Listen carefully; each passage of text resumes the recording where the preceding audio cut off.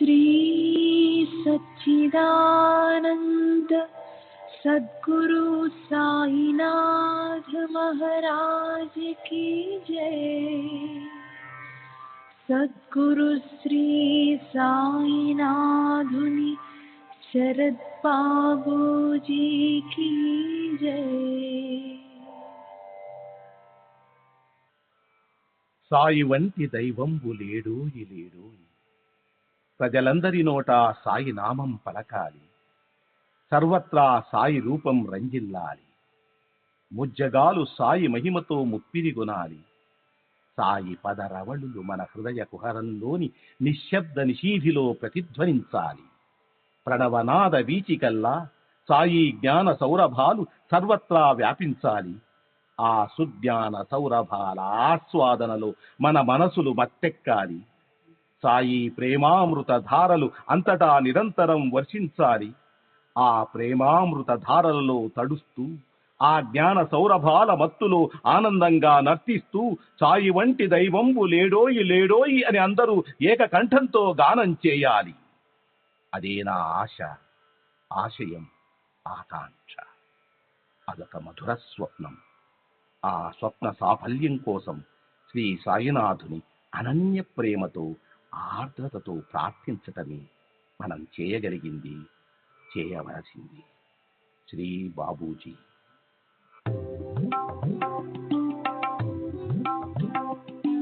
Sai Baba, Sai Baba, Sai Baba, Sai Baba.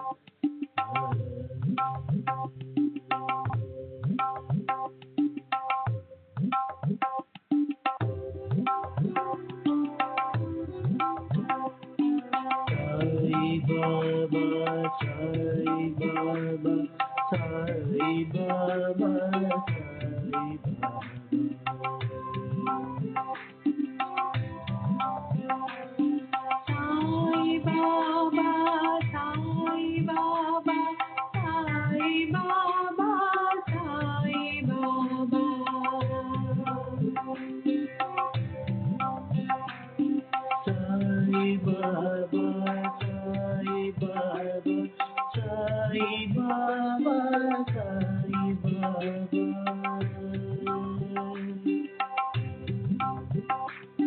Sai Baba,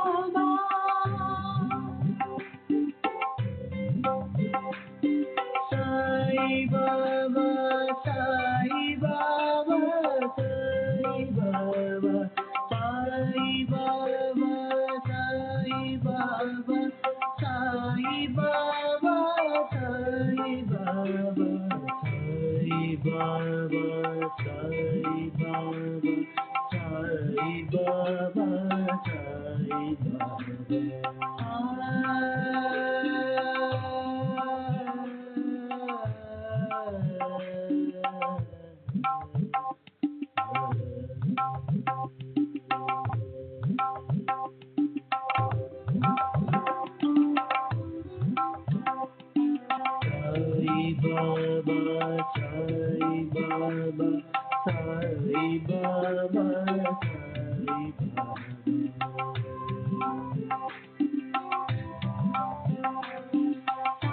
Sai Baba, Sai Baba, Sai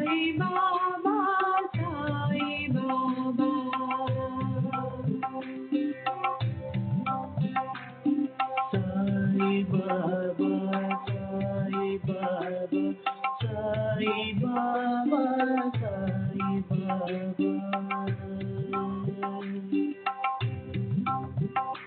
Baba, Sai Baba, Sai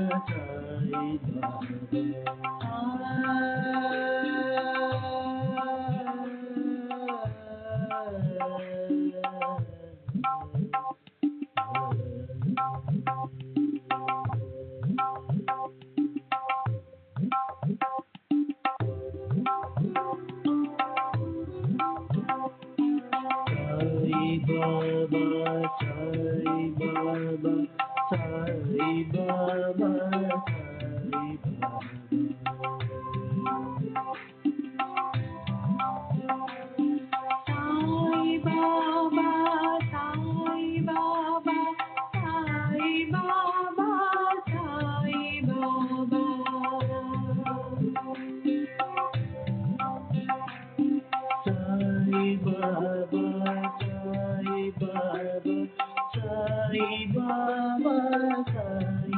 Sai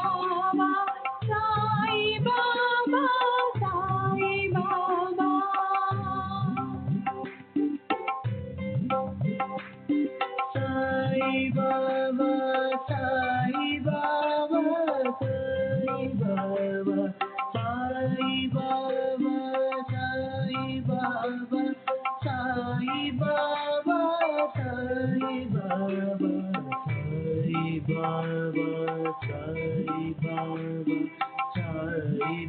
Baba,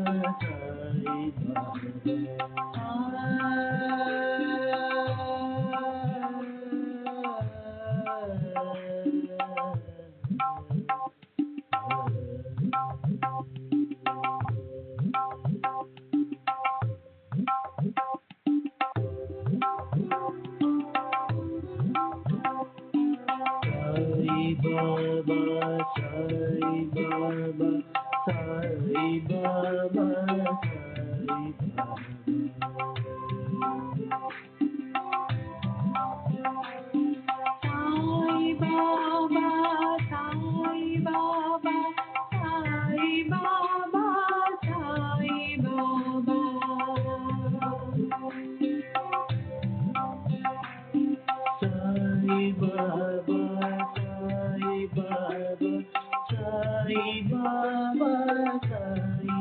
Baba,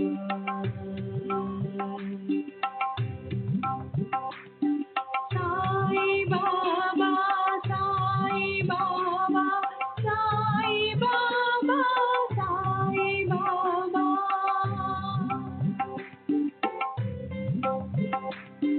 Sai Baba, Sai Baba, Sai Baba, Sai Baba, Sai Baba, Sai Baba, Sai Baba, Sai Baba, Sai Baba, Sai Baba, Sai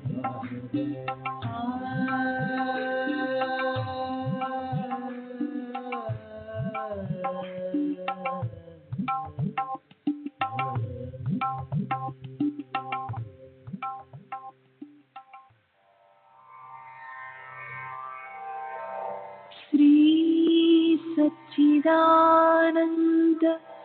सद्गुरु साईनाथ महाराज की जय। सद्गुरु श्री साईनाथुनि शरद बाबू जी की जय।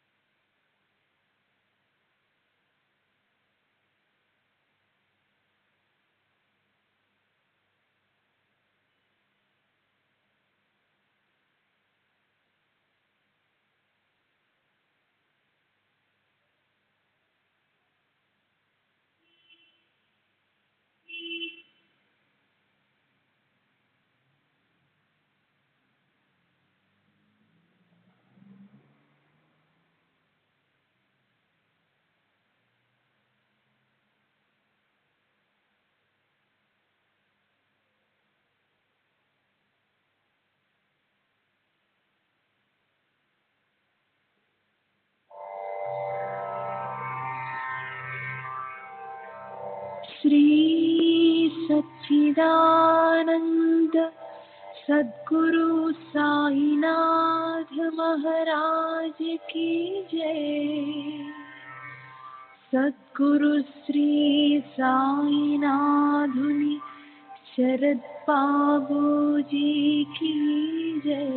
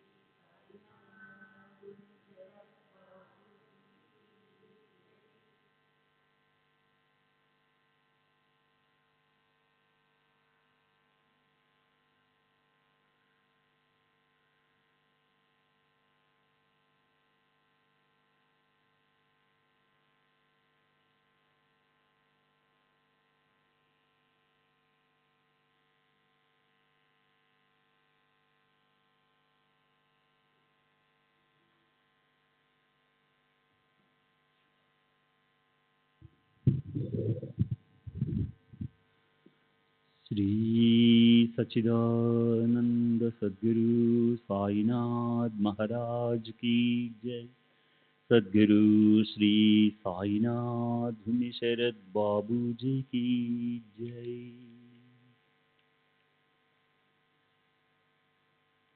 శ్రీ సాయినాథాయ నమః. శ్రీ సాయిబాబా సత్య చరిత్ర 30వ అధ్యాయం.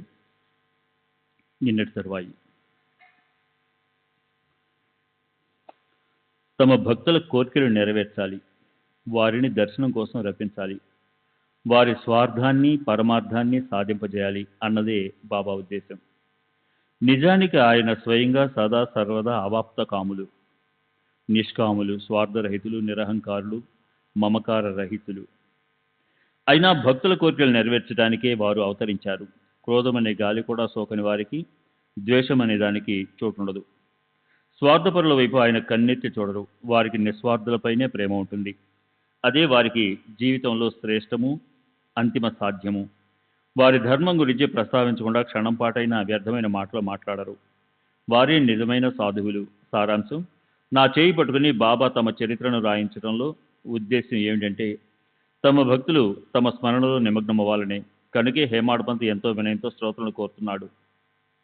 మీరు ఈ సాయి సచ్చరిత్రను శ్రద్ధతో భక్తిపూర్వకంగా వినండి. దానివల్ల మీ మనసుకి శాంతి లభిస్తుంది. దురాచరణ పట్ల ఉదాసీనత కలుగుతుంది. సంసారం నుంచి పూర్తిగా ముక్తినిచ్చే సాయి చరణాల్లో భక్తి కలుగుతుంది.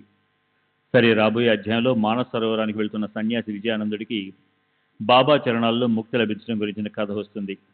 భక్తుడు బాలరామ్ మాన్కర్ కూడా బాబా అలాంటి విశ్రాంతినే ఇస్తారు. తాత్య సాహెబ్ నోల్కర్, మేగుడు వీరి కోరికలను కూడా సాయిబాబా యథేచ్ఛగా తీరుస్తారు. అంతేకాదు, పులి లాంటి క్రూర జంతువు కూడా బాబా తమ చరణాల్లో స్థానమిస్తారు. అలా సాయిబాబా యొక్క అగాధ లీలలను వినడానికి దుర్లభమైన మంచి అవకాశము, ఆనందదాయకమైన సందర్భము వస్తాయి. సర్వులకి శుభమస్తు. ఈ ప్రకారంగా సత్పురుషులు, సజ్జనులు ప్రేరణ కలిగించిన భక్త హేమాడ్ పంత్ రచించిన శ్రీ సాయి సమర్థుల సత్య చరిత్రలోని మొక్కుల కథా కథనం అనే పేరు గల 30వ అధ్యాయం ముగిసింది. శ్రీ సద్గురు సాయినాథార్పణమస్తు. శుభం భవతు. 30వ అధ్యాయానికి పరిపూర్ణ వివరణ. ఈ అధ్యాయంలోనూ దీనికి ముందు 2 అధ్యాయాల్లోనూ భక్తులకు కలిగిన దృష్టాంతం అనే స్వప్నాల గురించే ఉంది. అలాంటి స్వప్నాలు వ్యవహారికంలో ఎప్పుడూ వచ్చే స్వప్నాలు. వీటిలో ఉన్న తేడా ఏమిటో దాని గురించిన వివేచనను ఇక్కడ చేయడం ప్రయోజనకరం. మేల్కొన్నప్పుడు తాము ఏ విషయాన్ని చూస్తారో, అనుభవిస్తారో తమ మనసుల్లో తమ తమ స్వభావానుసారం, ఆలోచనల ప్రకారం ఏది గాఢంగా ముద్రించుకుని ఉంటుందో అదే వాళ్ళు స్వప్నాల్లో చూస్తారు. ముఖ్యంగా స్వప్నంలో వచ్చే అనుభవాల్లో తమ మూల స్వభావానికి స్వప్నంలో కనిపించే వ్యక్తులు లేక పదార్థాలకు భావపరమైన సంబంధం ఉంటుంది. ఉదాహరణకి, మనకి ఒకానొక వ్యక్తిపై ప్రేమ ఉంటే అతని స్వరూపం స్వప్నంలో కళ్ళ ముందు కనిపించి మనకు ఆనందం కలుగుతుంది. అయితే ఒకానొక వ్యక్తి పట్ల తిరస్కారం, వైరం, భయం ఉంటే అప్పుడు స్వప్నంలో మనం వారితో కలహిస్తాం, వాదిస్తాం లేదా భయపడి పారిపోతాం. కొన్నిసార్లు అయితే కల్పన మరింతగా పెరగటం వల్ల స్వప్నాల్లో మనకు సంబంధం లేని ఎవరో వ్యక్తుల్ని, సంఘటనల్ని చూస్తాం. వీటితో తరువాత జాగ్రత్త అవస్థలో మనకు ఎలాంటి సంబంధము ఉండదు. ఇంతకీ చెప్పొచ్చేది ఏమిటంటే, తెల్లవారుజామున వచ్చే కళలు నిజమవుతాయి. యోగాలతో సంభవించే ఈ ఘటనల మీద కొందరికి అభిప్రాయం ఉంటుంది. ఇది 100% ఖచ్చితంగా జరుగుతుందని అనటానికి వీల్లేదు. దృష్టాంతాల పరిస్థితి మాత్రం పూర్తిగా వేరు. మొదట దృష్టాంతం మన ఆరాధ్య దేవత నుంచో, సద్గురువు నుంచో లేదా ఏదో ఒక మహనీయుడి నుంచో వస్తుంది. సాధారణ మానవుల నుంచి కాదు. దృష్టాంతంలోని స్వప్నంలో తమకు శ్రద్ధ, ప్రేమ ఉన్న వ్యక్తులు ఎదురుగా కనిపిస్తారనడంలో సందేహం లేదు. కానీ అప్పుడప్పుడు మనం ఇంతకుముందు ఎన్నడూ చూడని వ్యక్తులు కూడా మన ఎదురుగా వస్తారు. ఏదో ఆదేశాలు ఇచ్చి పోతారు. ఈ అనుభవం లేదా దృశ్యానికి ఇదివరకటి తమ జాగ్రత్త అవస్థతో సంబంధం ఉండాలని లేదు. కానీ మళ్ళీ మేల్కొన్న తర్వాత దృష్టాంతంలో చూసిన సంఘటనలు, ఆదేశాలు 100% అనుభవంలోకి వస్తాయి. శాంతాకృతిలోని లక్ష్మీచంద్ స్వప్నంలో భక్త బృందంతో పరివేష్టితైన గడ్డంతో ఉన్న ఒక సాధువుని చూశాడు. తరువాత ఆయన చిత్రాన్ని అతను దాసుల సంకీర్తనలో చూశాడు. అతను షిర్డీలో బాబా దగ్గరికి వెళ్ళాడు, స్థూకించాడు. బర్హాన్పూర్ స్త్రీ స్వప్నంలో ఇదివరకెన్నడూ చూడని సాయి మహారాజ్ వచ్చారు. పులగం అడిగారు. భర్తను తీసుకుని ఆమె షిర్డీ వెళ్ళింది. పులగం నైవేద్యాన్ని ముందు పెట్టగానే బాబా ఆ పళ్ళాన్ని 2 చేతులతో పట్టుకున్నారు. పులగాన్ని ముద్ద మీద ముద్ద తీసి ఎన్నడూ దాని మోహం చూడనట్లు నోట్లో కూక్కున్నారు. శివభక్తుడు మేగుడి స్వప్నంలో బాబా గోడ మీద త్రిశూలం చిత్రాన్ని గీయమని ఆజ్ఞాపించారు. వెంటనే మర్నాడు పూణే నుండి అనుకోకుండా వచ్చిన శివలింగం అతనికి బాబా వద్ద నుంచి లభించింది. మద్రాసు నుంచి వచ్చిన భజన బృందంలోని వ్యక్తికి స్వప్నం వచ్చింది. అందులో సాయిబాబా ప్రశ్నోత్తర సంవాదం జరిగింది. మేల్కొన్న తర్వాత సాయిబాబా మీద ఉన్న సంశయ వృత్తి పోయి ఆయన చరణాల్లో ఇతనికి భక్తి కుదిరింది. ఇదేమైనా సాధారణ స్వప్నమా? రఘునాథరావు టెండూల్కర్కి జీతంలో సగమైన పెన్షన్గా లభిస్తుందా లేదా అన్న చింత కలిగింది. సాయిబాబా అతని భార్య స్వప్నంలోకి వెళ్ళి అతనికి 100 రూపాయలు పెన్షన్ ఇస్తే సరిపోతుందా అని అడిగినప్పుడు ఆమె, ఇది ఎందుకు అడుగుతున్నారు, మాకు మీపై విశ్వాసం ఉంది అని పూర్ణ శ్రద్ధతో సమాధానం ఇచ్చినప్పుడు ప్రసన్నులై ఇంకా 10 రూపాయలు ఎక్కువ ఇచ్చారు బాబా. ఇలాంటి మధురమైన అనుభవం ఆమె కలిగింది. డాక్టర్ కెప్టెన్ హార్టేకి సాయిబాబా గ్వాలియర్లో తెల్లవారుజామున కలలో కనిపించారు. నన్ను మర్చిపోయావా అని అడిగారు. హార్టే వెంటనే ఆయన పాదాలు పట్టుకుని, ఒకవేళ బిడ్డ తల్లిని మర్చిపోతే తరుణోపాయం ఎలా అని తోటలోని చిక్కుడుకాయలు కోసి స్వయంపాకానికి సరుకులు మూటగట్టి దక్షిణతో సహా ఆ చేటను బాబాకు అర్పించాడు. అప్పుడే అతని కళ్ళు తెరుచుకున్నాయి. అదంతా స్వప్నమేనని అతనికి తెలిసిపోయింది. అయినా అతను ముంబైలో తన ముంబైలో తన మిత్రుడికి వెంటనే ఉత్తరం రాసి నిజమైన వంట సామగ్రిని చిక్కుడుగాయలు దక్షిణతో సహా షిరిడీకి తీసుకెళ్లి బాబాకు అర్పించమని విన్నపం చేశాడు. ఆ మిత్రుడు అలాగే చేశాడు. నిమోన్కర్ మర్నాడు వాటిని వండి నైవేద్యంగా తెచ్చాక బాబా వేరే చట్నీ ముట్టుకోకుండా చిక్కుడుగాయల కూరనే తిన్నారు.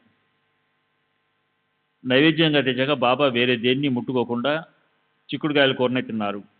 సప్తశృంగి పూజారి కాకా వైద్యకి సాయిబాబా పేరు తెలియదు, షిరిడి ఎక్కడుందో కూడా తెలియదు. స్వప్నంలో దేవి అతనితో మనసులోని అశాంతిని పోగొట్టుకునేందుకు సాయిబాబా దగ్గర వెళ్ళమని చెప్పింది. నిజంగానే మర్నాడు ఏ ఆలోచన లేకుండా అతనికి మాధవరావు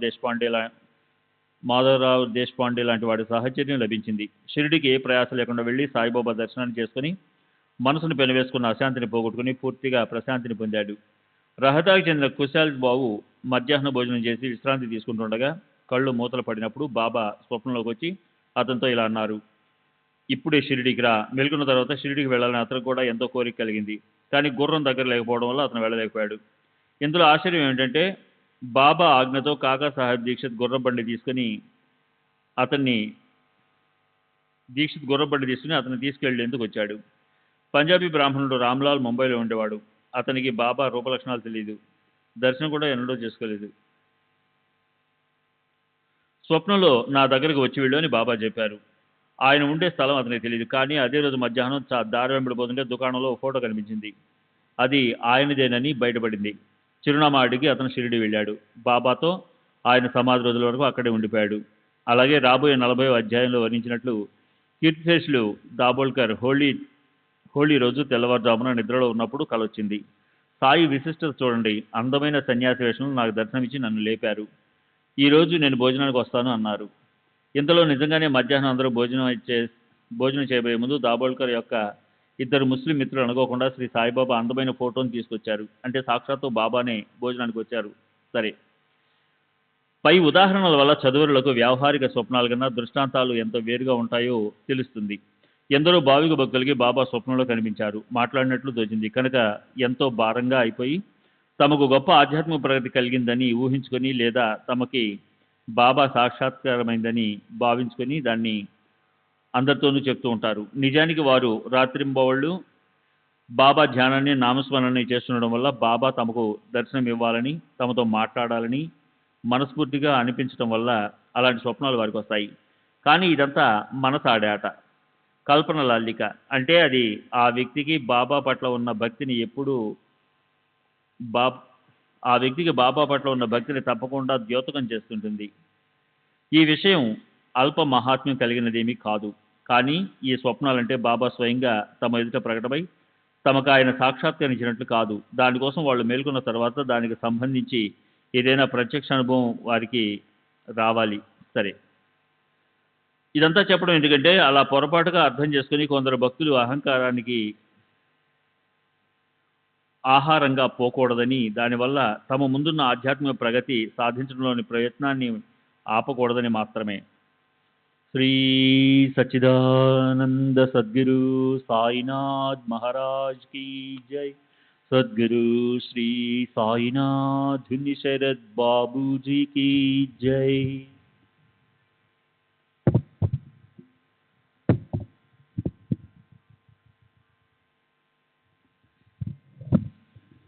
ముప్పై 31వ అధ్యాయం.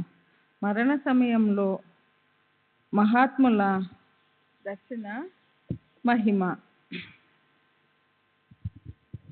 మహాత్ముల చరణాలు దృష్టి ముందుండగా ఏ ప్రాణాలు మరణిస్తారో కృష్ణార్పణమైన ఆ దేహం ధన్యం, వారికి పునర్జన్మ ఉండదు. మహాత్ముల దృష్టి ఎదుట అయిన మరణం కాదు, అది వైకుంఠ సుఖమే. దానితో వారు మృత్యులోకాన్ని జయిస్తారు. మళ్ళీ పుట్టుక అనే శోకం వారికి ఉండదు. మహాత్ములు చూస్తూ ఉండగా దేహత్యాగం చేస్తే వారికి పునరావృత్తి ఉండదు. అదే సకల పాపాలకు నిష్కృతి. వారు ఖచ్చితంగా ఉద్ధరింపబడతారు. మహాత్ములను నఖశిఖ పర్యంతం అలా చూస్తూ దేహం పతనమైతే దాన్ని మరణమని ఎలా అనగలం? అది నిజంగా నిజోద్ధరణే. శ్రీ గణేశ్వరునికి నమస్కారం, శ్రీ సరస్వతీ దేవికి నమస్కారం, శ్రీ గురు మహారాజుకి నమస్కారం, శ్రీ కులదేవతకి నమస్కారం, శ్రీ సీత శ్రీ రామచంద్రులకి నమస్కారం, శ్రీ సద్గురు సాయినాథునికి నమస్కారం. గడిచిన అధ్యాయంలో సప్తశృంగి దేవి భక్తుడి కథ చెప్పాను. అలాగే మాధవరావు మొక్కుని సాయిబాబా ఎలా తీర్పించారో,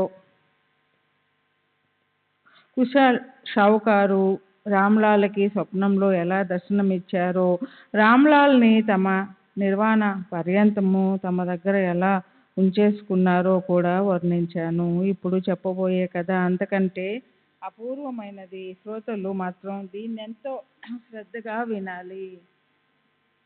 మానస సరోవరానికి వెళ్తున్న ఒక సన్యాసికి ముక్తి ఎలా లభించిందో బాలకరామ్ మాన్కర్, తాత్యాసాహెబ్ నూల్కర్, మేగుడు వీరి కోర్కెలను బాబా ఎలా నెరవేర్చారో, అసలు వీళ్ళైతే మానవులు, అలా కాక పులి లాంటి క్రూర జంతువుకి కూడా తమ చరణావిందల్లో ఎలా స్థానము ఇచ్చారో, ఆ కథలన్నీ నిజానికి చాలా పెద్దవి.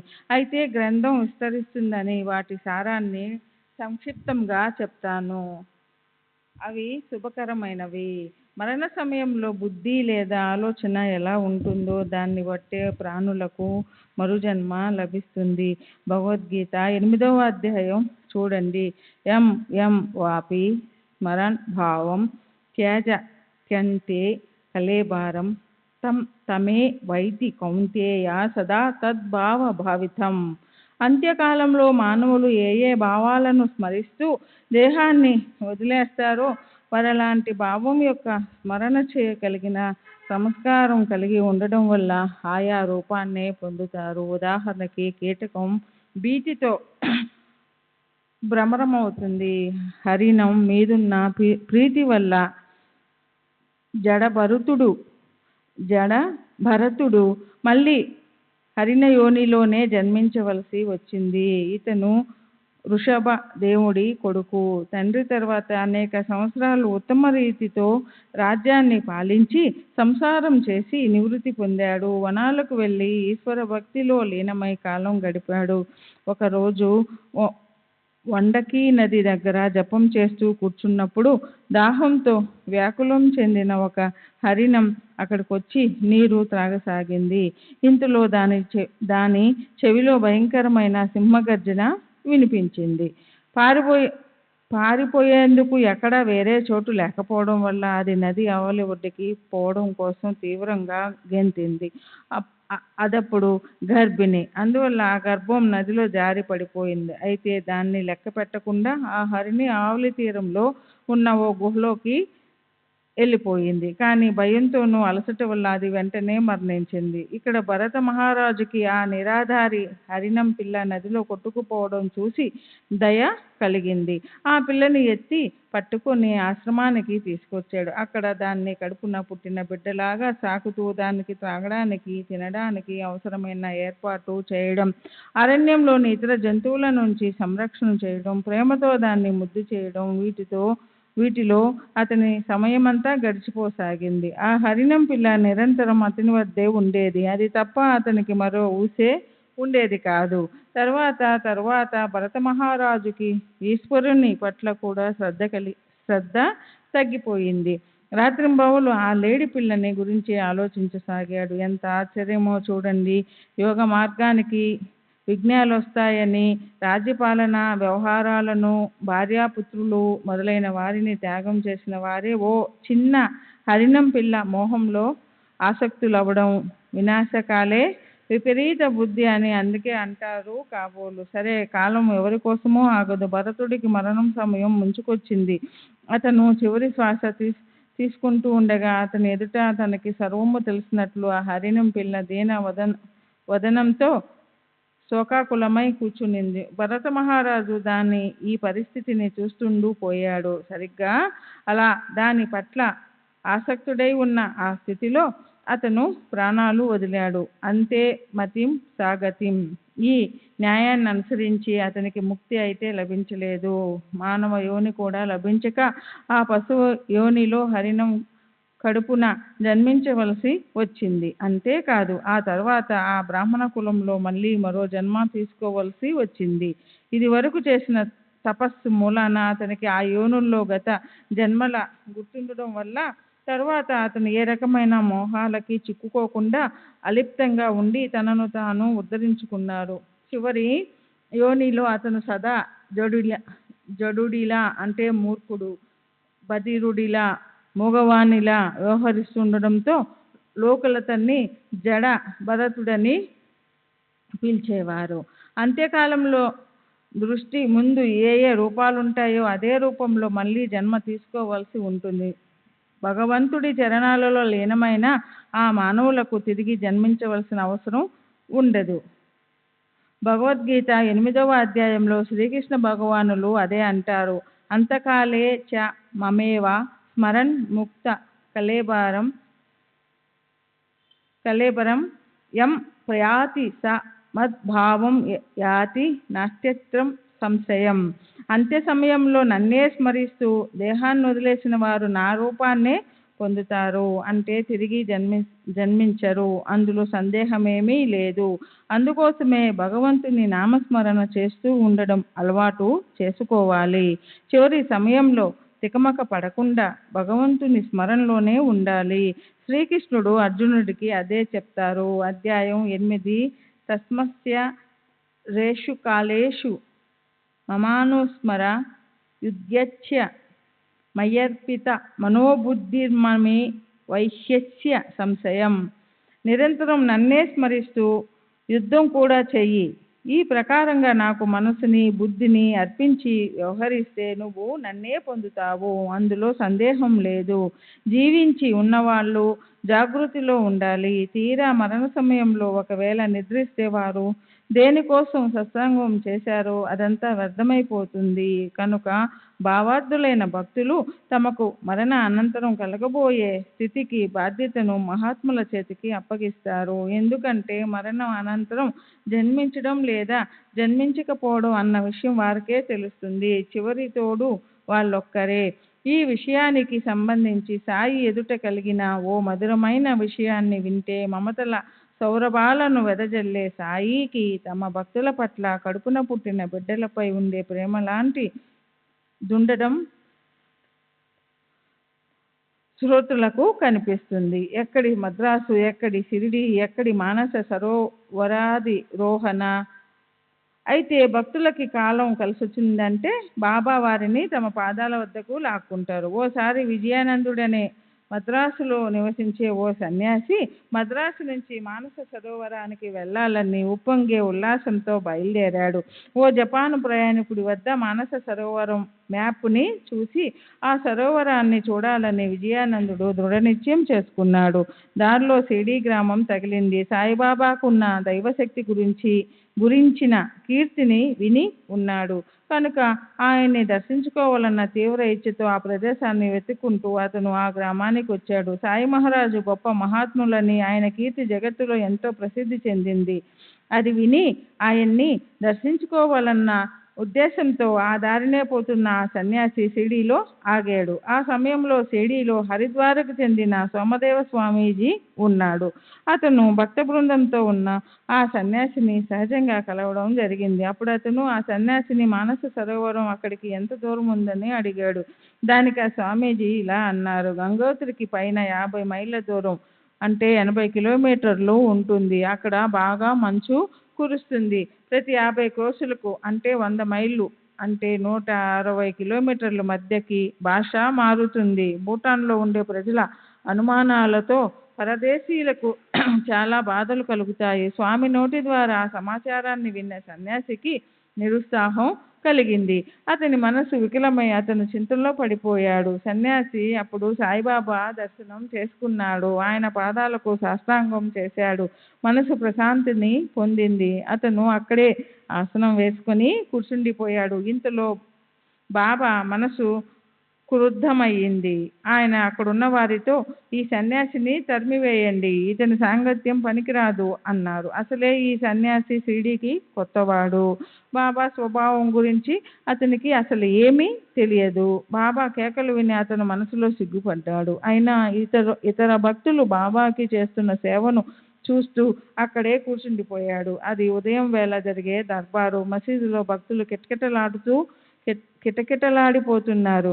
భక్తులు తీసుకొచ్చిన పూజా సామగ్రిని విధిపూర్వకంగా వాళ్ళు బాబాకి చేసే పూజను చూసి అతను విస్మయం చెందాడు.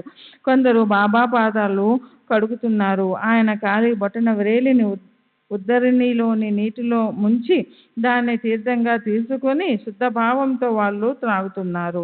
కొందరు దాన్ని కళ్ళకి అద్దుకుంటున్నారు. కొందరు ఆయనకి గంధం పూస్తున్నారు. కొందరు అత్తరు లాంటి సుగంధ ద్రవ్యాలను ఆయన దేహానికి పూస్తున్నారు. భక్తులంతా తమలో ఉండే బ్రాహ్మణ శూద్రులనే జాతి భేదాలను అంటరాదనే భావాన్ని విస్మరించారు. బాబా తనతో కోపంగా మాట్లాడినప్పటికీ సన్యాసికి ఆయన పట్ల ప్రేమ పెళ్ళుబీకింది. అతను వెనకంజు వేయలేదు. తాను కూర్చున్న చోటు నుంచి లేవలేదు. సరే, ఆ ప్రకారంగా సన్యాసి షిరిడీలో 2 రోజులు ఉన్నాడు. అంతలో అతనికి తన తల్లి గ్రామంలో తీవ్రమైన జబ్బుతో ఉన్నట్లు ఉత్తరం వచ్చింది. దాంతో అతనికి చాలా దుఃఖం కలిగింది. తల్లిని కలవాలని అతని మనసు కనిపించి తన ఊరికి తిరిగి వెళ్ళిపోవాలని అనుకున్నాడు. అయితే బాబా ఆజ్ఞ తీసుకోకుండా అతనికి అక్కడి నుంచి అడుగు ముందుకు పడలేదు. అప్పుడు ఆ జాబు చేత్తో పట్టుకొని అతను మసీదుకి వెళ్ళాడు. తల్లి ఆరోగ్యం గురించి చెప్పి బాబాకి ఇలా విన్నపం చేశాడు. సమర్థ సాయి మహారాజా, అమ్మని కలవాలని మనసు పీకుతుంది. దయతో నాకు వెళ్ళడానికి అనుమతి ఇవ్వండి. ప్రయాణానికై బయలుదేరే నా మీద కృప చూపండి. సన్యాసి పరుగున వెళ్ళి బాబా చరణాలు పట్టుకున్నాడు. మళ్ళీ ఇలా అన్నాడు, దయచేసి నాకు అనుమతి ఇవ్వండి. నా తల్లి కళ్ళల్లో ప్రాణాలు పెట్టుకొని నా కోసం ఎదురు చూస్తూ నేల మీద పడుండి ఉంటుంది. ఆమె కంటి చూపైనా నాకు దక్కనిస్తే ఆమెకు అంతిమ సుఖం కలుగుతుంది. అయితే సాయి సమర్థులు సర్వజ్ఞులు. సన్యాసికి ఆయువు తీరిపోయిందని ఆయనకు తెలుసు కనుక అతనితో ఆయనేమన్నారో శ్రద్ధగా వినండి.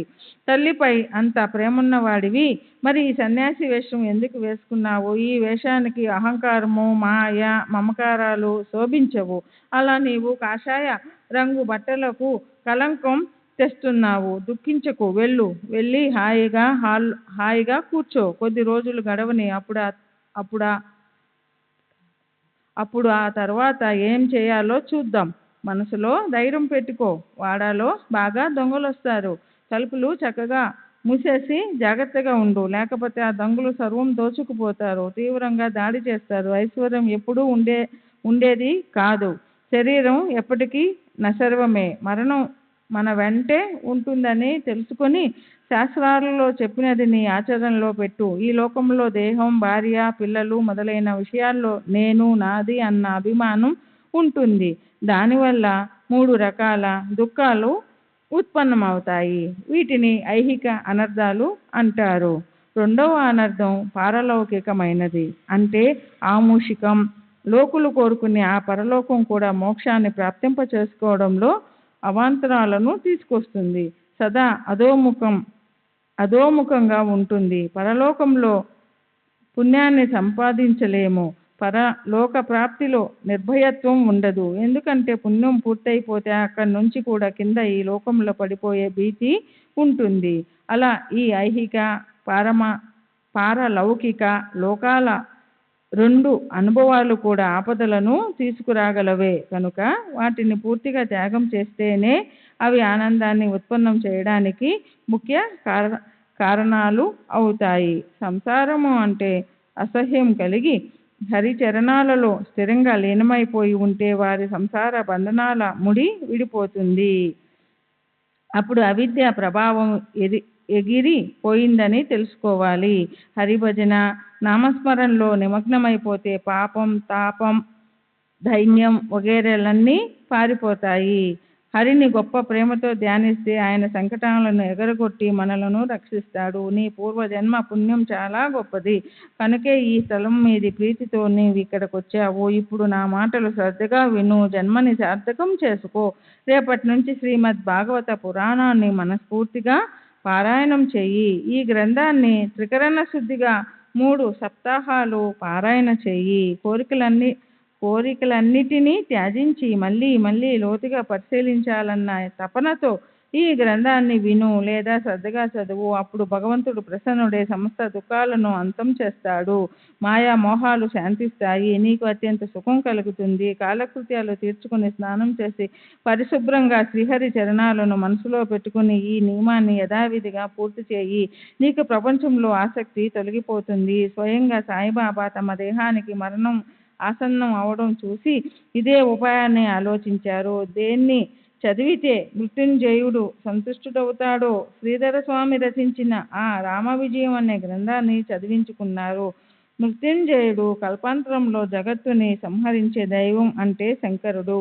మర్నాడు ఉదయాన సన్యాసి విజయానందుడు శౌచము, ముఖ ప్రక్షాళన, స్నానాదికలు పూర్తి చేసి బాబాకి దోసెడు పూలు సమర్పించి ఆయన చరణ ధూళిని తలపై ధరించాడు. తర్వాత భాగవతాన్ని చంకలో పెట్టుకొని చదివేందుకు ఏకాంతం కావాలని లెండిబాగులోని ఓ చక్కని ప్రశాంత ప్రదేశాన్ని చూసుకొని అతను అక్కడికి వెళ్ళి ఆసనం వేసుకొని పారాయణ ప్రారంభించాడు. శ్రీ సచ్చిదానంద సద్గురు సాయినాథ్కి జై. సద్గురు శ్రీ సాయినాథుని శరత్ బాబూజీకి జై.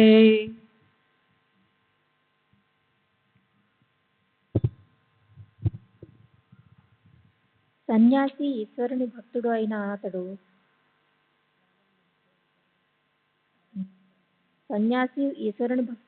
అతడు 2 సప్తాహాలు పూర్తి చేశాడు. 3వ సప్తాహం చేస్తున్నప్పుడు ఒక్కసారిగా అతనికి అస్వస్థత కలిగింది. అతను ఆ శక్తి పెరిగిపోవటం వల్ల సప్తాహం అలాగే అసంపూర్తిగా వదిలేసి అతను వాడాకి తిరిగి వచ్చేశాడు. అతి కష్టం మీద 2 రోజులు ఈడ్చాడు. 3వ రోజు ఉదయించగానే ఆ వ్యక్తి అస్తమించాడు. ఫకీర్ బాబా ఒడిలో తలపెట్టుకుని ఆ సన్యాసి చనిపోయాడు. శారీరక ఐహిక విషయాలపై ఆసక్తి నశించిపోయి దేహముక్తుడైనాడు. సన్యాసి మరణం గురించి బాబాకి చెప్పినప్పుడు ఆయన అతని దేహాన్ని రోజంతా అలాగే ఉంచండి, ఈ లోపల అతన్ని పోడ్చొద్దు. హిందూ ధర్మాన్ని అనుసరించి సన్యాసి ప్రేతాన్ని తగలబెట్టరు, దాన్ని భూమిలో పాతిపెడతారు అన్నారు. బాబా అలా అన్నారని సన్యాసి ప్రేతం ఒకవేళ బ్రతుకుతుందేమోనని మనసులో ఎంతో ఆశతో భక్తులు ఆ ప్రేతాన్ని అలాగే ఉంచారు. ఒకసారి పోయిన ప్రాణం ఎప్పుడైనా తిరిగి వస్తుందా? కానీ బాబా మాట అంటే అది ఖచ్చితంగా జరుగుతుందని వారికి అనిపించింది. అందుకే వారు ఆ దేహాన్ని అలా రక్షించారు. తర్వాత దానికి ప్రయోజనం కలిగింది.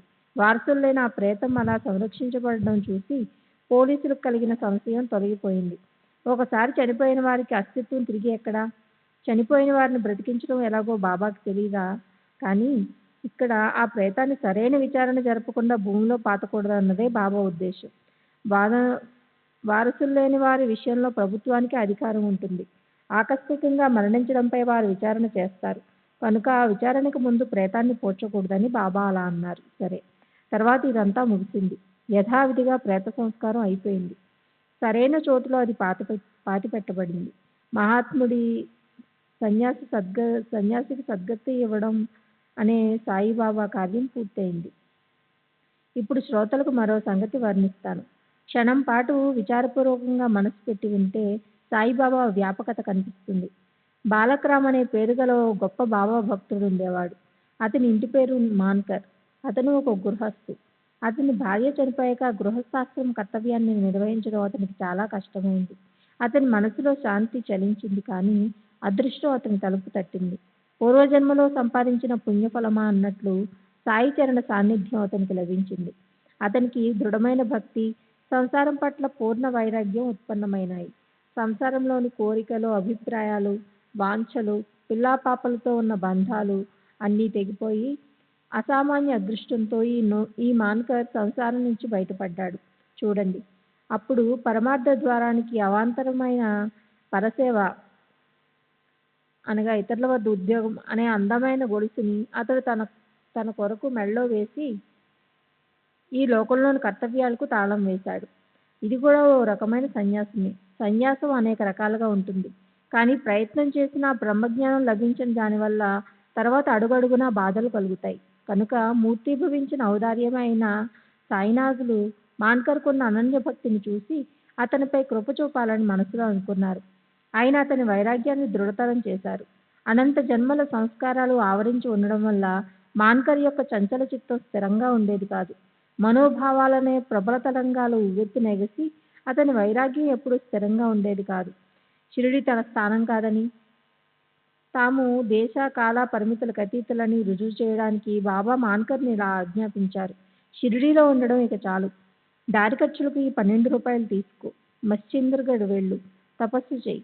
సుఖాన్ని ప్రాప్తింపచేసుకోవడానికి సావధానంగా అక్కడ కూర్చో. సాయిబాబా మాటలు విని మాన్కర్ ఆయన ఆజ్ఞను శిరసావహించి ఆయన చరణాలకు సాష్టాంగ నమస్కారం చేశాడు. అప్పుడు అతడు ఎంతో వినయంగా బాబాతో ఇలా అన్నాడు. మీ దర్శనం ఉండని చోటుకు వెళ్ళి నేనేం చేయాలి? ఇక్కడ మీ పాదదర్శనం నిత్యము అవుతుంది. తీర్థసేవనం కూడా అవుతుంది. అంటే రాత్రింబవళ్ళు చింతన జరుగుతుంది. అక్కడ అల్పుణ్ణి మూర్ఖుణ్ణి అయినా నేనొక్కడనే ఉంటాను. అయినా బాబా మీరు దగ్గర లేకపోతే అక్కడ నాకు కలిగే శ్రేయస్సు ఏమిటి? ఇక్కడి నుంచి నన్ను మీరెందుకు తరిమేస్తున్నారు? ఇది తెలుసుకోగల సమర్థత నాకు లేదు. కానీ వెంటనే మాన్కర్ మనసులో భక్తులు తమ గురువచనాల్లో కొంచెం కూడా సందేహం పెట్టుకోకూడదన్న ఆలోచన వచ్చింది కనుక అతను వెంటనే సంశయరహితుడై మళ్ళీ ఇలా అన్నాడు. బాబా, నన్ను క్షమించండి.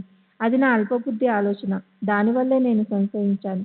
అందుకు నాకు సిగ్గేస్తోంది. అలాంటి సంశయం నాకు మంచిది కాదు. నేను మీ ఆజ్ఞాధారకుణ్ణి. మీ నామస్మరణలో లీనమై నేను మీ ప్రభావంతో మశ్చంద్రగఢ్లో కూడా ఉంటాను. అక్కడ కూడా నేను మీ ధ్యానమే చేస్తాను. ఇదే నా తపస్సు. మిమ్మల్ని నేను అనన్యంగా శరణం వచ్చాను. నా రాకపోకల స్థితి మీ చేతిలో ఉన్నప్పుడు నా మనసులో అలాంటి విచారం ఎందుకు రావాలి? మీ ఆజ్ఞ ప్రభావంతో నాకు అక్కడ కూడా ప్రశాంతత లభిస్తుంది. మీకు అలాంటి సామర్థ్యం ఉన్నప్పుడు ఊరికే నేను ఎందుకు చింతించాలి? శ్రీ సచ్చిదానంద సద్గురు సాయినాథ్ మహారాజ్ की जय. सद्गुरु श्री साईनाथुनि शरद बाबूजी की जय.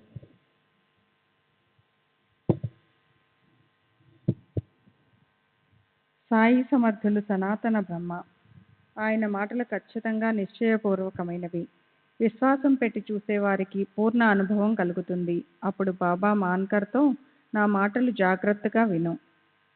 శంక కుశంకలతో కష్టపడకు. వెంటనే మశ్చంద్రగఢ్కి వెళ్ళిపో. ప్రతిరోజు 3 సార్లు తపస్సు చేయి. కొద్ది రోజుల్లో స్వానందంతో పరిపూర్ణుడవుతావు.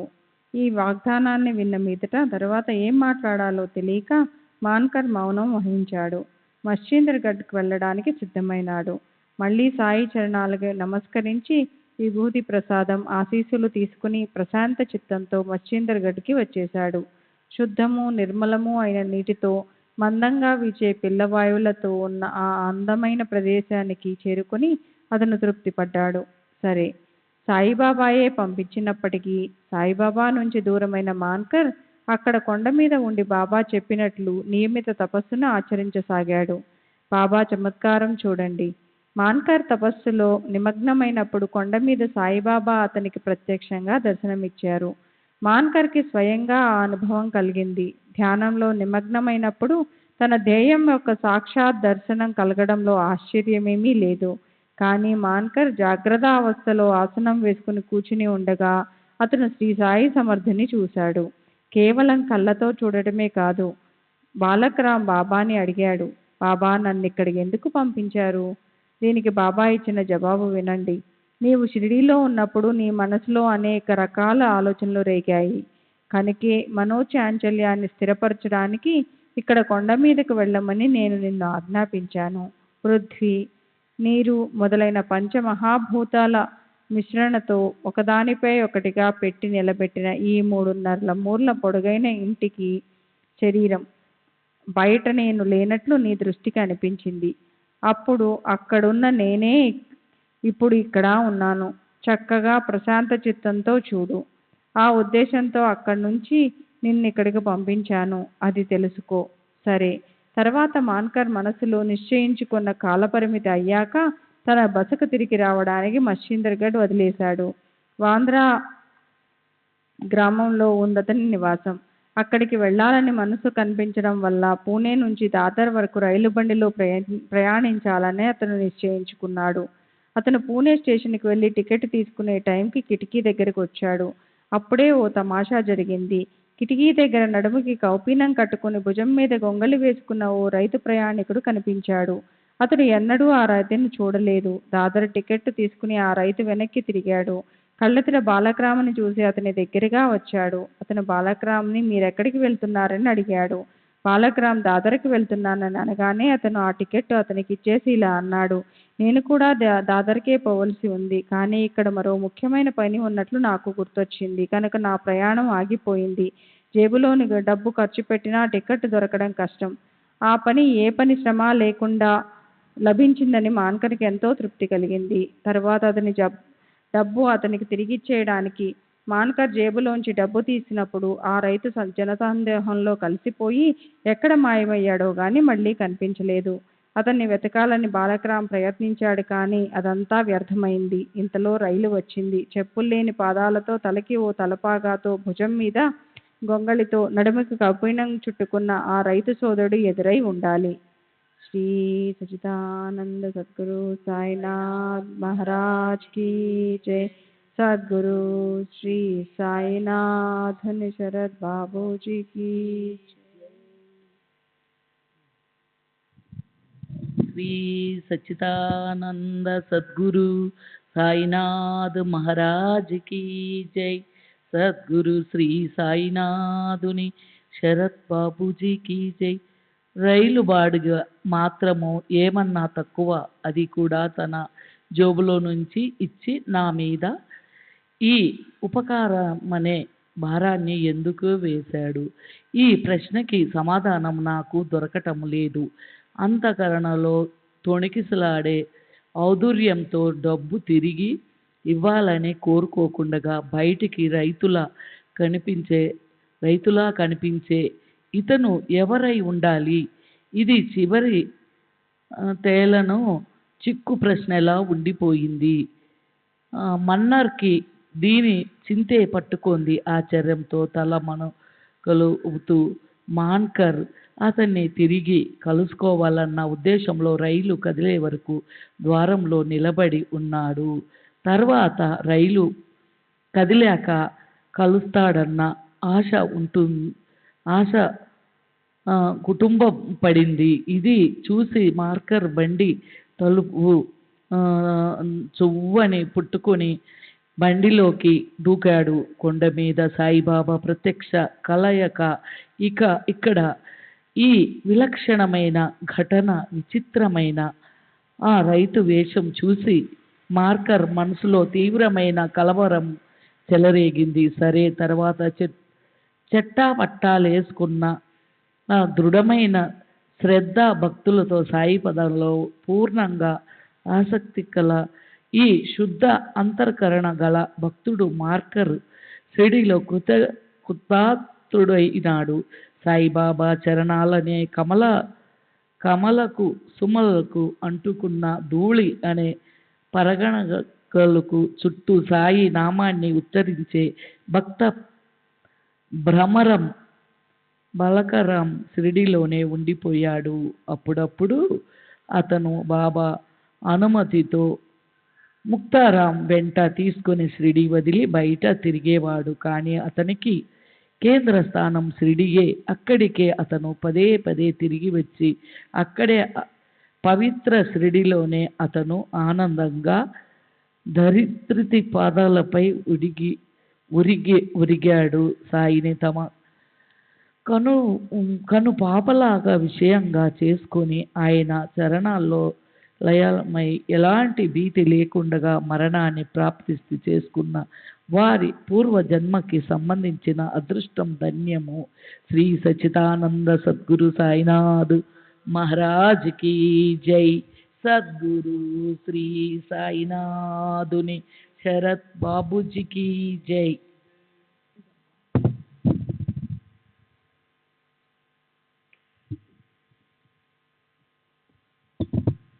తాత్యా సాహెబ్ నోల్కర్ ధన్యుడు. ఇతను పండరిపురంలో సబ్జడ్జిగా ఉన్నప్పుడు కీర్తిశేషులు నానాసాహెబ్ చందర్కర్ సలహాతో శక సంవత్సరం 1909లో బాబా దగ్గరకు షిరిడీకి మొట్టమొదటిసారి వచ్చాడు. వచ్చిన వెంటనే అతనికి కొన్ని పై అనుభవాలు కలగటం వల్ల అతనికి బాబాపై శ్రద్ధ కుదిరి అతను షిరిడీలోనే ఉండిపోయాడు. ఓసారి నోల్కర్ కళ్ళకి భయంకరమైన జబ్బు చేసి ఎంతో బాధ కలిగినప్పుడు అతను బాబాని అదే పనిగా ప్రార్థించగా బాబా ఆ వేదనని తమ కళ్ళల్లోకి తీసుకొని అతనికి నయం చేశాడు. షిరిడీలో ఉంటున్నప్పుడే, అంటే ఆ తరువాత కొద్ది రోజులకే, శక సంవత్సరం 1911 ప్రారంభంలో నోల్కర్ ధరాతలంపై ఒరిగాడు. అప్పుడు ధార్మిక పఠనం నడుస్తోంది. అతని ఇచ్ఛను అనుసరించి బాబా శరణ తీర్థాన్ని కూడా తెచ్చి అతనిచే త్రాగించారు. బాబా ధ్యానం చేస్తూ ఆ స్థితిలోనే అతను ప్రాణాలను వదిలేశాడు. అతను మరణించాక బాబా ఇలా అన్నారు: తాత్య మనందరికంటే ముందు వెళ్ళిపోయాడు. నా ఆజ్ఞను అనుసరించి అతను ఇక్కడ ఉండిపోయాడు. అతను తన జీవితాన్ని సఫలం చేసుకున్నాడు. అతనికి పునర్జన్మ లేదు. భక్త శ్రేష్ఠుడు మేగుడు ధన్యుడు. అతను చివరికి భజన చేస్తూ చేస్తూ షిరిడీలోనే దేహత్యాగం చేశాడు. మేగుడికి మృత్యు వచ్చినప్పుడు అతనికి జరిగిన ఉత్తర క్రియల గౌరవాన్ని, బాబాకి భక్తుల పట్ల ఉన్న ప్రేమని చూడండి. మేగుడు మొదటే కృతకృత్యుడు. భక్తులందరూ కలిసి గ్రామస్తులందరినీ తీసుకొని శ్మశాన యాత్రకి వెళ్ళేటప్పుడు బాబా కూడా శ్మశానానికి వెళ్ళి మేగుడి దేహంపై పూలు చల్లారు. తరువాత ప్రేత సంస్కారం అయ్యాక మాయామోహంలో చిక్కుకున్న మనిషిలా శోకాకులం అయ్యి బాబా కళ్ళల్లో నుంచి నీళ్ళొచ్చాయి. ఆయన తమ చేత్తో మేగుడి శరీరాన్ని పూలతో కప్పి గమనీయంగా దుఃఖిస్తూ తిరిగి వచ్చేశారు. మానవులను ఉద్ధరించే మహాత్ములను ఎంతో మందిని చూస్తుంటాం, కానీ సాయిబాబా మహిమను ఎంతని వర్ణించను? పులిలాంటి క్రూర జంతువుకి మానవుల్లా జ్ఞానం ఉంటుందా? కానీ అది కూడా ఆయన చరణాలను పట్టుకుంది, ఆయన్ని శరణంది. నిజంగానే బాబా చేతిలో అపూర్వం. దీనికి సంబంధించిన అందమైన కథను జాగ్రత్తగా వింటే బాబా సర్వవ్యాపకత, అన్ని విషయాల్లోనూ ఆయనకుండే సమచిత్తత తెలుస్తుంది. షిరిడీలో ఓసారి ఓ తమాషా జరిగింది. బాబా నిర్వాణానికి ఇక 7 రోజులు ఉందనగా ఓ ఎడ్ల బండి వచ్చి మసీదు ద్వారంలో నిలబడింది. దానికి వెనక వైపున మెడలో ఇనుప గొలుసులతో దృఢంగా కట్టబడి భయంకరమైన మోహంతో ఓ ప్రచండమైన పులి ఉంది. అది ఏదో రోగంతో బాధపడుతూ ఉంది. దర్వేషి అంటే ఎలుగుబండ్లు, కోతులు ఇత్యాదులను ఆడించి డబ్బు సంపాదించే ముసల్మాను. దానికి ఎన్నో వైద్యాలు చేయించి అలసిపోయాడు. చివరి ప్రయత్నంగా దాన్ని మహాత్ముల దర్శనానికి తీసుకెళ్లాలని అతనికి అనిపించింది. ఆ దర్వేషులు మొత్తం 3 ఉన్నారు. పులి వారికి భుక్తికి సాధన. దాన్ని గ్రామాలలో ఆడించి వాళ్ళు జీవిస్తున్నారు. అటువైపున వెళుతున్నప్పుడు బాబా గొప్పతనం వారి చెవిన పడింది. వారిలా అనుకున్నారు, పదండి ఆయన దర్శనం చేసుకుందాం, పులిని కూడా అక్కడికి తీసుకెళ్దాం. ఆయన చరణాలు చింతామణులే. అష్టసిద్ధులు ఆయన పాదాల్లో దొర్లుతుంటాయి. నవవిధులు ఆయన ఎదుట నేలపై పడి ఉంటాయి. ఆయన చరణ తీర్థాన్ని తీసుకుందాం. అలా ఆ సాయిబాబా పాదాల్లో తలని పెట్టి పులి గురించి ప్రార్థిద్దాం. మహాత్ముల ఆశీస్సులతో అందరికీ శ్రేయస్సు జరుగుతుంది అని అనుకొని ఆ ఉద్దేశంతో ఆ 3 పులిని బండిలో నుంచి దించి ఇనుప గొలుసులతో దాన్ని గట్టిగా పట్టుకొని ద్వారంలో ఎదురు చూస్తూ నిలబడ్డారు. అసలే ఆ పులి మహాభయంకరమైనది, క్రూరమైనది. అందులోనూ అది రోగంతో బాధపడుతూ ఎంతో అవస్థతో ఉంది. చాలా దగ్గర బాబా దగ్గర కూర్చున్న భక్తులందరూ ఆశ్చర్యంతో దాని వైపు చూడసాగారు. అప్పుడు ఆ దర్వేషులు ఆ పులి పరిస్థితినంతా బాబా చెవిన వేశారు. ఆయన సమ్మతిని పొంది వారు ద్వారం దగ్గరికి వచ్చారు. అది పారిపోకుండా పులిని కట్టిన ఇనుప గొలుసులను గట్టిగా పట్టుకున్నారు. దాన్ని జాగ్రత్తగా సాయి ఎదురుకు తీసుకొచ్చారు. మసీదు మెట్ల మీదకి రాగానే చిన్మయ కాంతులను వెదజిల్లే తేజోరాశి సాయిని చూచి ఆ పులి మనసు ఎందుకో ఏమో గాని బెదిరింది. ఎంతో ఆదరంతో అది తన తలను కిందకు దించుకుంది. తరువాత మెట్ల మీదకు ఎక్కగానే ఇంకా ఏం తమాషా జరిగిందో చూడండి. పరస్పర దృష్టి కలిసింది. పులి బాబా వైపుకు ప్రేమ ముప్పిరిగొనగా చూసింది. వెంటనే తోకను గుండ్రంగా తిప్పి 3 సార్లు నేలపై కొట్టి తన దేహాన్ని సాయి చరణాల్లో పెట్టి అది వికలమై నిశ్చేష్టగా ధరణిపై ఒరిగిపోయింది. పులి ఒక్కసారి పెద్దగా గర్జించి వెంటనే అక్కడే మరణించింది. ఆ ప్రకారంగా పులి చనిపోవటం చూసి అందరూ దిగ్భ్రాంతి చెందారు. దాన్ని ఆడించేవారు ఒక దృష్టితో దుఃఖించారు, కానీ తరువాత వారు ఆనందించినట్లు కనిపించింది. రోగంతో పీడింపబడుతూ మరణించే మార్గాన్ని పట్టుకున్న ప్రాణి చనిపోయింది. సాధు సత్పురుషుల దృష్టి ఎదుట ప్రాణ ప్రమిదలలోని జ్యోతి ఆరిపోతే గొప్ప పుణ్యం లభిస్తుంది. అప్పుడు ఆ జీవులు, జంతువులు, కీటకాలు, పులులు అయినప్పటికీ అవన్నీ పాపం నుంచి ముక్తులైనట్లు తెలుసుకోవాలి. గత జన్మలో ఏదో రుణం ఉండటం వల్ల రుణాన్ని తీర్చుకొని ఆ పులి ఆ అప్పు నుంచి ముక్తురాలైంది. సాయి చరణాల్లో తన దేహాన్ని పెట్టింది. నిజంగానే దైవకరణి తర్కింపరానది. సత్పురుషుల పాదాల్లో శిరస్సు నుంచి మరణించేవారు వెంటనే ఉద్ధరింపబడతారు. ఇదే వారి జన్మకు సాఫల్యం. గొప్ప అదృష్టం లేకపోతే మహాత్ముల దృష్టి ఎదుట శరీరం పడిపోయి అలా ఉద్ధరింపబడుతుందా? సాధువుల దృష్టి ఎదుట పడితే మరణిస్తే త్రాగినప్పుడు విషయం మధురమైన అమృతమైనట్లు గొప్ప సుఖప్రాప్తి కలుగుతుంది. అప్పుడు మరణానికి ఏ హర్షమో ఉండదు, దుఃఖము ఉండదు. దృష్టి ఎదుట మహాత్ముల చరణాలు ఉన్నప్పుడు మరణించిన వారి దేహం ధన్యం. శ్రీ సచ్చిదానంద సద్గురు సాయినాథ్ మహారాజ్ की जय. सद्गुरु श्री साईनाथ निशरद बाबू जी की जय. श्री सच्चिदानंद सद्गुरु साईनाथ महाराज की जय. सद्गुरु श्री साईनाथ निशरद बाबू जी की जय. ఆ దేహము కృష్ణుడికి అర్పించబడుతుంది. ఆ దేహానికి పునర్జన్మ ఉండదు. మహాత్ముల దృష్టి ఎదుట వచ్చిన మరణం కాదు, అది వైకుంఠంలోని సుఖమే. వారు మృత్యులోకాన్ని జయిస్తారు. వారికి సాంసారిక దుఃఖం మళ్ళీ ఉండదు. మహాత్ములు చూస్తుండగా దేహత్యాగం చేసిన వారు మళ్ళీ జన్మించరు.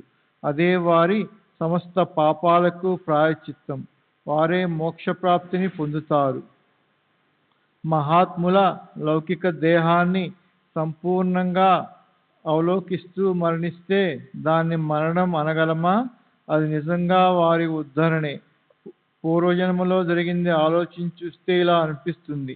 ఎవరో ఆ పుణ్యజీవి తన విద్యాభిమానాన్ని ప్రదర్శించి హరిభక్తులను అవమానించడం వల్ల ఆ భక్తుల శాపంతో ఈ పులి అనే క్రూర యోనిలో జన్మించి ఉండవచ్చు.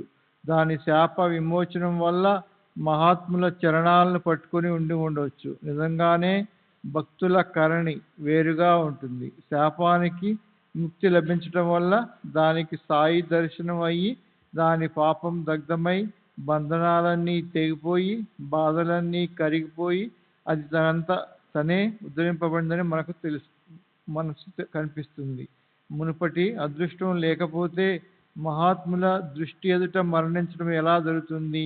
ఆ పులి యొక్క త్రితాపాలు త్రిపుటి కర్త కర్మ క్రియల సమూహంతో పరస్పరం మూడిని కలిపి ఉంచే సముదాయం త్రిగుణాలు నశించిపోయి అది రూపగణ రహితమై బ్రహ్మతో ఐక్యరూపంగా అయింది.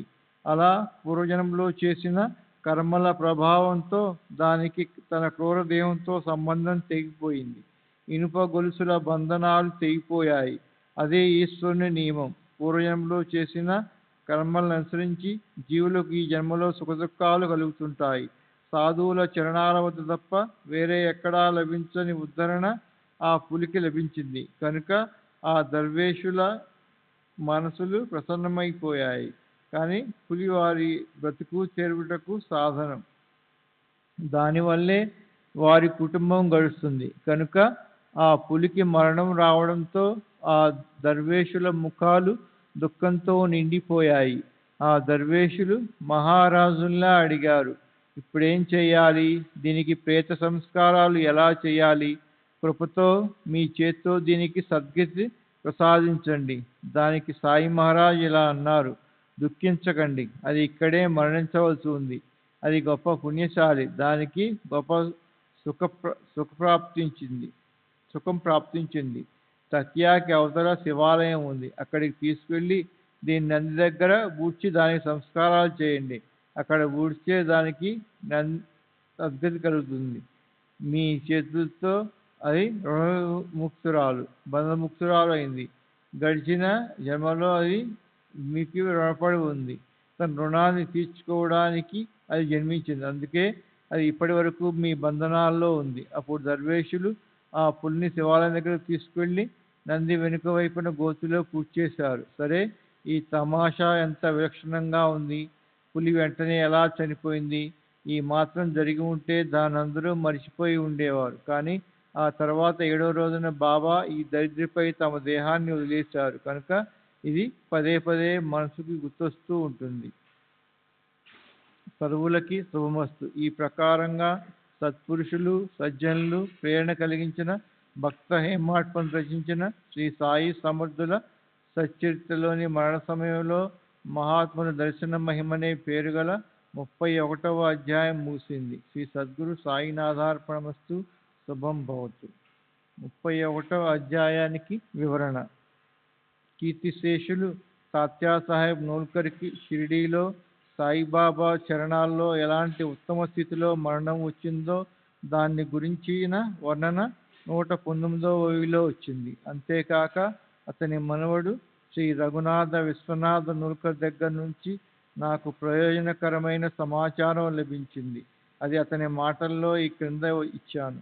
మా తాతయ్య షిరిడీకి 2011వ సంవత్సరంలో తన 50వ ఏట వెళ్ళాడు. తర్వాత మా నాయనమ్మ కోరిక మీద మా నాన్న ఓ లాకెట్ చేయించాడు. దానికి ఒకవైపు సాయిబాబా, రెండో వైపు మా తాతయ్య ఫోటో ఉండేది. దాన్ని ఆమె పూజలో పెట్టుకోవాల్సి ఉంది. ఆ లాకెట్ని షిరిడీకి పంపించి దాన్ని బాబా చేతుల మీదుగా తిరిగి పొందాలని ఆమె ఉద్దేశం. ఆ పోస్ట్ పార్సిల్ షిరిడీకి రాగానే ఏం జరిగిందో అది కీర్తిశేషులు మాధవరావు దేశపాండే మా నాన్నకి ఉత్తరం ద్వారా తెలిపారు. ఆ ఉత్తరానికి నకలు. మాధవరావు దేశపాండే షిరిడీ గ్రామంలో ప్రాథమిక పాఠశాల ఉపాధ్యాయుడు. అతని మరాఠీ భాషా పరిజ్ఞానం కూడా అంతంత మాత్రమే. అదీ కాక ఆ రోజుల్లో గ్రామీణ మరాఠీ కొంచెం వేరుగా ఉండేది కనుక ఈ ఉత్తరాన్ని ప్రస్తుతం మరాఠీతో పరిశుద్ధం చేసి చదువుల సౌలభ్యం కోసం క్రింద ఇస్తున్నాను. షిరిడి 20/10/11/2012 సాష్టాంగ నమస్కారాలతో చేసే విజ్ఞాపన. నిన్నటి రోజున అంటే 9వ తారీఖు గురువారం నాడు మహారాజుకి ఆరతి ఇచ్చే సమయంలో మహారాజుకి పోస్ట్ మ్యాన్ మీ దగ్గర నుంచి వచ్చిన లాకెట్ పార్సిల్ ఇచ్చాడు. మహారాజు దాన్ని చేత్తో తీసుకొని పార్సిల్ డబ్బాని తన ముఖం చుట్టూ తిప్పుకొని ఆ డబ్బాని ముద్దు పెట్టుకున్నారు. తర్వాత నాతో ఇలా అన్నారు, దీని లోపల 2 వ్యక్తులు ఉన్నారు. మహారాజ్ అలాగే అనసాగారు. తర్వాత మహారాజ్ దాన్ని నాకు ఇచ్చారు. తెరిచి లోపల చూస్తే ఫోటో లాకెట్ వదిన గారి ఉత్తరం ఉంది. దాన్ని మహారాజుకి చదివి వినిపించాను. ఫోటో ఆయన చేతిలో 10-20 నిమిషాలు ఉంది. ఆరతికి వచ్చిన ప్రతి ఒక్కరికి దాన్ని చూపించి ఆయన ఇలా అన్నారు, ఈ వ్యక్తే నన్ను తీసుకెళ్ళాడన్న అక్షరాలను మహారాజు ఉచ్చరించారు. వాటినే నీకు రాసి పంపుతున్నాను. లాకెట్ను నాకు ఇచ్చి నీ జాగ్రత్తగా పెట్టు అన్నారు. అమ్మగారికి నా నమస్కారాలు తెలియజేయి. ఇంతే సంగతులు. సాయిదాసు మాధవ్ దేశపాండే. పై ఉత్తరం ద్వారా కీర్తిశేషులు తాత్యాసాహెబ్ నూల్కర్ మీద బాబాకి ఎంత గాఢమైన ప్రేమ ఉందో తెలుస్తుంది. బాబా లాకెట్లో 2 వ్యక్తులు ఉన్నారని తాత్యాసాహెబ్ని తమతో సమానమంటూ అతని ఆధ్యాత్మిక స్థితిని దర్శింపజేశారు. దాంతోపాటు తర్వాత తాత్యాసాహెబ్ ఫోటో చూస్తూ బాబా ఈ వ్యక్తే నన్ను తీసుకెళ్ళాడని చెప్పారు. దానిపై తాత్యాసాహెబ్ ఆత్మ అతని దేహత్యాగానికి ముందే బాబాతో ఐక్యరూపాన్ని పొందని తెలుస్తుంది. సరే, చివరిలో భజన తత్పరుడై తన దేహాన్ని సృజించిన తాత్యాసాహెబ్ నూల్కర్ ధన్యుడు. శ్రీ సచ్చిదానంద సద్గురు సాయినాథ్ మహారాజ్ కీ జై. సద్గురు శ్రీ సాయినాథ్ శరద్ బాబూజీ కీ జై.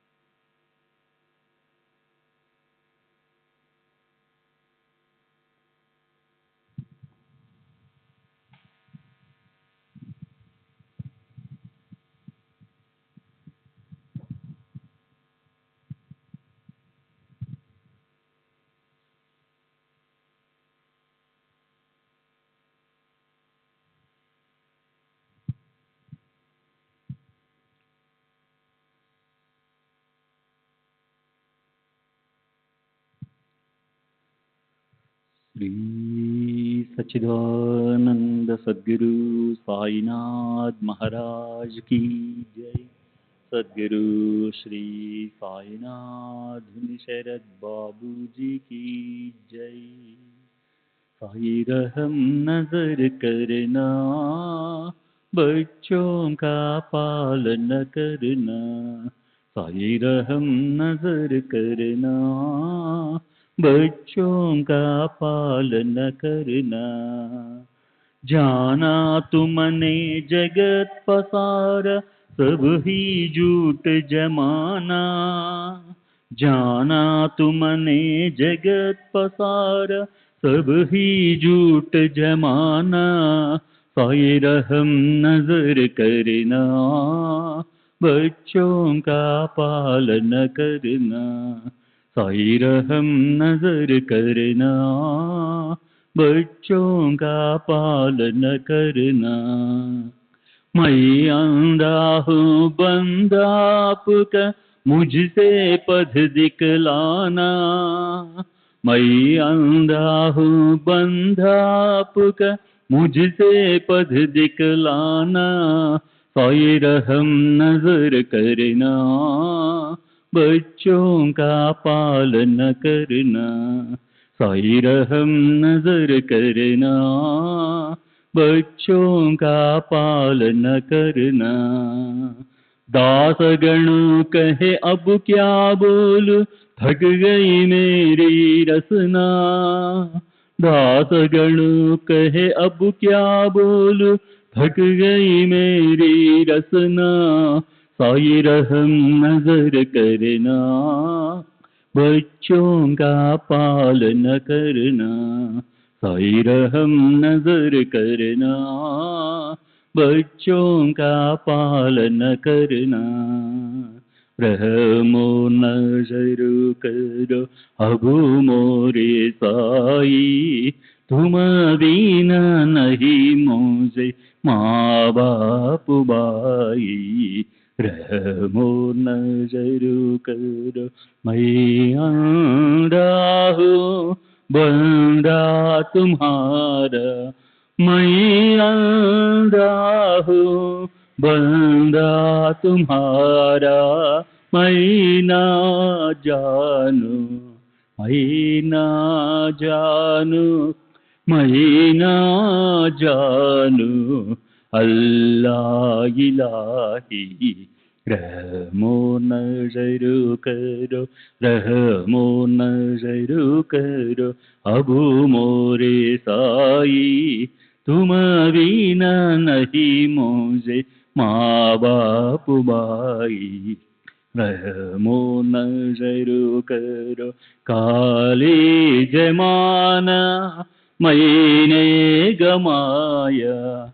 काली जमाना मैंने गमाया।